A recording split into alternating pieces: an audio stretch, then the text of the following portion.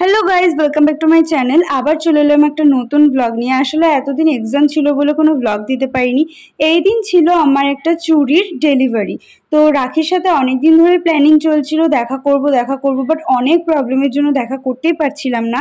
তো দেখা করার পরে ওকে আগে ওর অর্ডারটা দিয়ে দিলাম এবং ও আমার জন্য গিফট নিয়ে এসেছিল ঘড়ি আর কানের, যেটা আমার খুব পছন্দ হয়েছিল। বাই দ্য ওয়ে, আমার গলার এই অবস্থার জন্য আমি ক্ষমা প্রার্থী। তারপরে ও খুলে দেখছিল ওর চুড়িগুলো পছন্দ হয় কিনা। ও খুলতে পারছিল না বলে আমি একটু ওকে হেল্পও করে দিলাম। আমিও একটু ভয়তে ছিলাম যে ওর চুড়িগুলো পছন্দ হয় কিনা, কারণ একটা ডিজাইন ও আমাকে বলে দিয়েছিল আর একটা আমি সম্পূর্ণ নিজের মন থেকে বানিয়ে করেছিলাম। তো তোমরাও যদি এরকম চুড়ি নিতে চাও আমার থেকে, আমাকে কমেন্ট বক্সে জানাতে পারো। আমিও ওর জন্য একটা ছোট্ট গিফট নিয়ে গিয়েছিলাম যেটা ওর পছন্দ হয়েছিল। দেন ওখান থেকে মাসির বাড়ি চলে গিয়েছিলাম আর মেশো নিজেদের গাছের ডাবের জল আমাকে খেতে দিয়েছিল। গরমকালে ঠান্ডা ঠান্ডা ডাবের জল, উফ বিশাল ব্যাপার। তারপর স্নান করে আবার খেতে বসে যাই। পাতে ছিল ইলিশ মাছ আর তার তেল ভাজা, আর ছিল ইলিশ মাছ ভাপা। বাড়ি ফেরার সময় মাসি একটু মোমো পাঠিয়ে দিয়েছিল। সেদিন ছিল দীপুর বার্থডে, তাই আমি ওর জন্য একটা পেস্ট্রি কিনে এনেছিলাম।